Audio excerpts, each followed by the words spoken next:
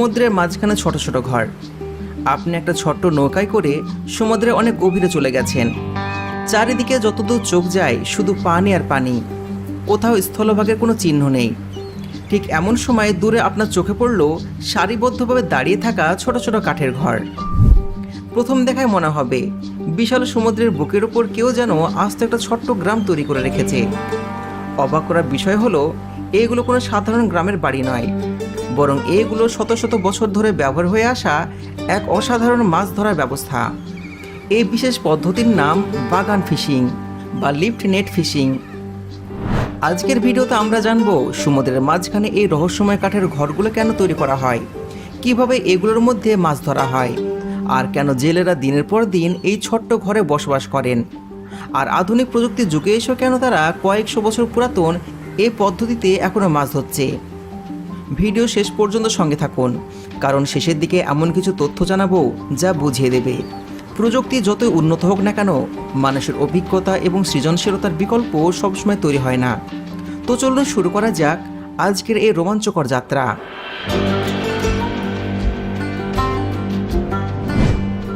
বন্ধুরা, বাগান ফিশিং মূলত ইন্দোনেশিয়া, মালয়েশিয়া, থাইল্যান্ড এবং ফিলিপাইনের উপকূলীয় এলাকায় সবচেয়ে বেশি দেখতে পাওয়া যায়।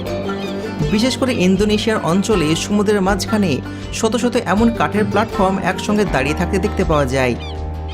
দূর থেকে দেখলে মনে হয় যেন সমুদ্রের উপর একটা ভাসমান গ্রাম তৈরি হয়েছে, তবে বাস্তবে এগুলো ভাসমান নয়। সমুদ্রের তলদেশে বিশাল ও শক্ত কাঠের খুঁটি গভীরভাবে পুঁতে তার উপর তৈরি করা হয় এই কাঠামো।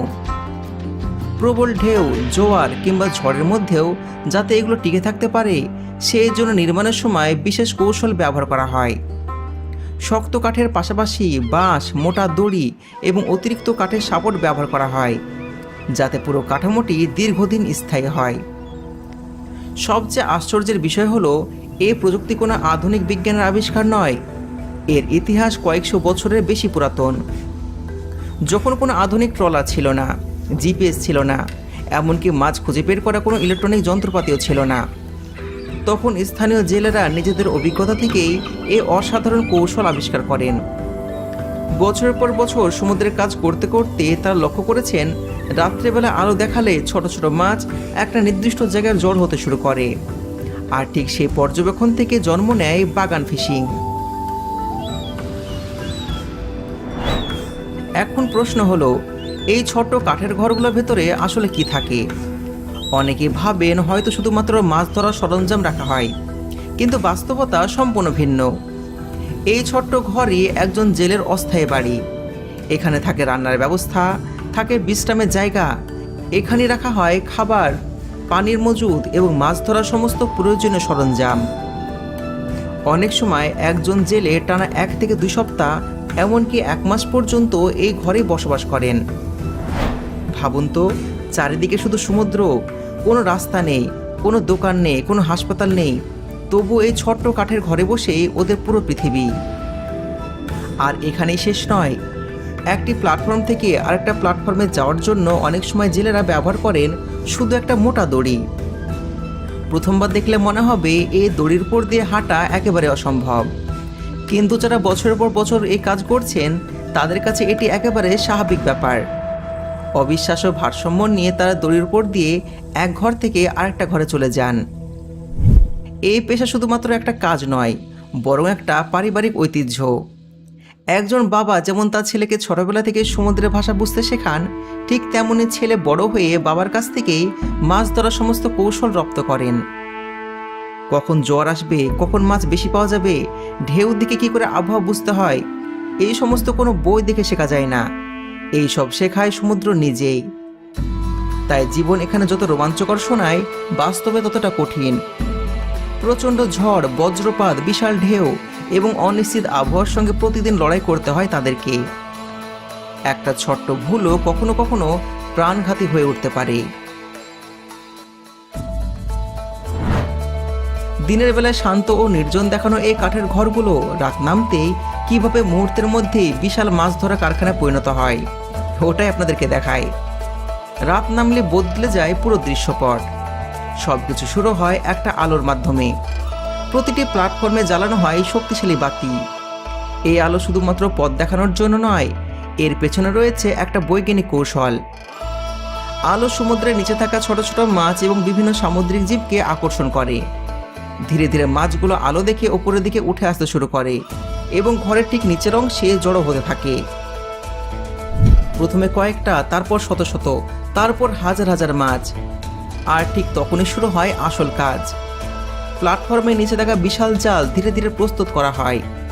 যখন পর্যাপ্ত পরিমাণ মাছ জালের উপর জড়ো হয়ে যায়, তখন জেলেরা খুবই ধীরে ধীরে এবং সমন্বয়ভাবে জালগুলোকে উপরের দিকে টানতে শুরু করেন।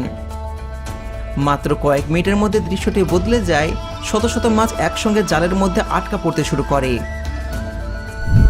একটি বড় বাগান ফিশিং প্ল্যাটফর্ম থেকে প্রতিদিন কয়েকশো কেজি পর্যন্ত মাছ ধরা সম্ভব।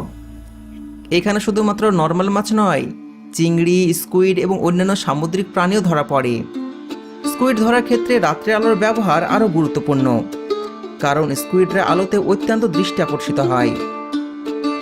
পরের দিন সকালে ছোট ছোট ট্রলারে করে সেই ব্যাপারীরা এই সমস্ত ধরা মাছ সংগ্রহ করে নিয়ে যায়। এটি শুধুমাত্র মাছ ধরার পদ্ধতি নয়, বরং ওই অঞ্চলের অর্থনীতির একটা গুরুত্বপূর্ণ সাপ্লাই চেইন। তো এখন প্রশ্ন হলো, আধুনিক যুগে যেখানে বিশাল ট্রলার, স্যাটেলাইট ট্র্যাকিং, রাডার এবং উন্নত ফিশিং টেকনোলজি আছে, সেখানে শত শত বছরের পুরাতন এই বাগান ফিশিং পদ্ধতি এখনও কোনো টিকে আছে?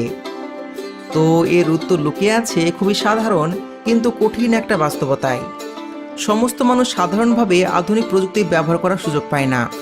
বিশেষ করে ইন্দোনেশিয়া, মালয়েশিয়া এবং ফিলিপাইনের গরিব জেলেদের কাছে বড় ট্রলার কেনা কোনো সামর্থ্য নেই। তাই তারা এমন একটা পদ্ধতির উপর নির্ভর করে যা কম খরচে চালানো যায় এবং দীর্ঘ সময় ধরে আয় নিশ্চিত করা যায়। কিন্তু শুধুমাত্র অর্থনৈতিক কারণই নয়, এর সঙ্গে জড়িয়ে আছে পরিবেশগত একটা দিকও।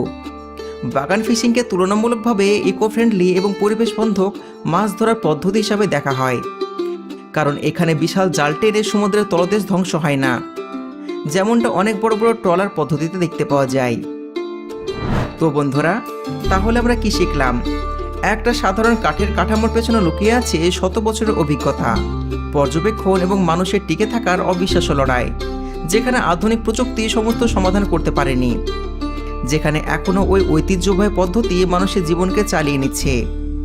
সবচাইতে বড় শিক্ষা সম্ভবত এটাই, উন্নয়ন মানে শুধুমাত্র নতুন প্রযুক্তি নয়, অনেক সময় পুরাতন জ্ঞান আর ঐতিহ্যকে টিকে রাখাই হলো আসল বুদ্ধিমত্তা। ভিডিওর শুরুতে আমরা দেখিয়েছিলাম সমুদ্রের মাঝখানে সারিবদ্ধ কিছু কাঠের ঘর, কিন্তু এখন আমরা জানি এগুলো শুধুমাত্র কাঠের ঘর নয়, এগুলো মানুষের বেঁচে থাকার গল্প, প্রজন্মের অভিজ্ঞতা এবং সমুদ্রের সঙ্গে এক অবিচ্ছেদ্য সম্পর্কের প্রতীক।